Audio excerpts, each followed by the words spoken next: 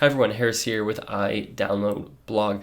In this video, I want to share my real-world comparison and usage of my two favorite laptops that are out there and my two recommendations, the 14-inch M2 Pro MacBook Pro and the 13.6-inch M2 MacBook Air. With both of them, you get MagSafe, you get crazy long battery life, really good performance, and if you want really good portability, you go with the Air, or really good peripheral options and the extra power, you can go with the Pro. Now, obviously, these are very different machines, and in fact, this is the base MacBook Air bumped up to 16 gigabytes of RAM, whereas my MacBook Pro has 32 gigs of RAM, and I think the 36 core option of the M2 Mac. So a $3,100 machine, so nearly $2,000 more. But I feel like I can still glean a lot about these two devices by how I actually use them. So most of the time I use my MacBook Pro because it has the ability to power two displays natively. I believe you can power multiple displays with the MacBook Air, but you need like a third-party hub or driver, a plugged-in driver, and I think software. But that's between like $150 and $250 extra, and it's not native. So with the MacBook Pro, you get HDMI 2.1, so you can power, 8K at 60 hertz or 4K at 240 hertz.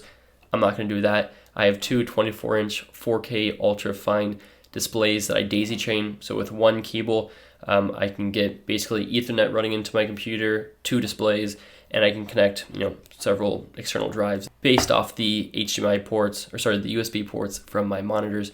And that's just a great setup. Plus I have the SD card for easily loading in footage.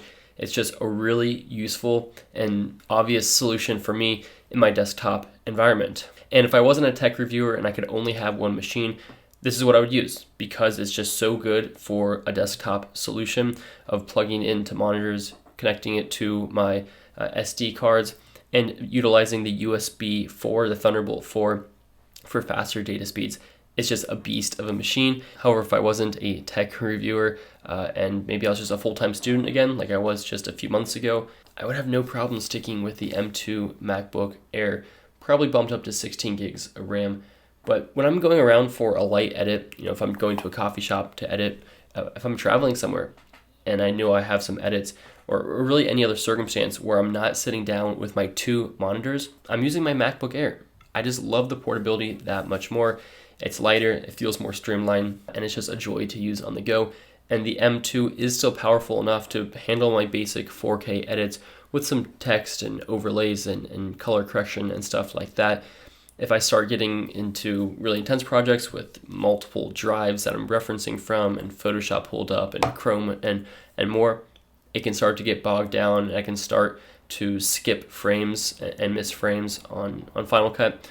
But really outside of that, for most of my needs, and especially if it's touching up or something that's on the go, not my primary setup, this machine is just so capable and so powerful. So really, I guess my point is to say that the 14-inch MacBook Pro M2 is amazing because for its 14-inch size, it offers everything the 16-inch does, just in a smaller screen and for less money. But at the same time, if you don't need to connect it to multiple displays natively, and if you don't need Thunderbolt 4 for really fast connections and kind of higher end devices, then I think for so many people, the M2 Air is still a great machine.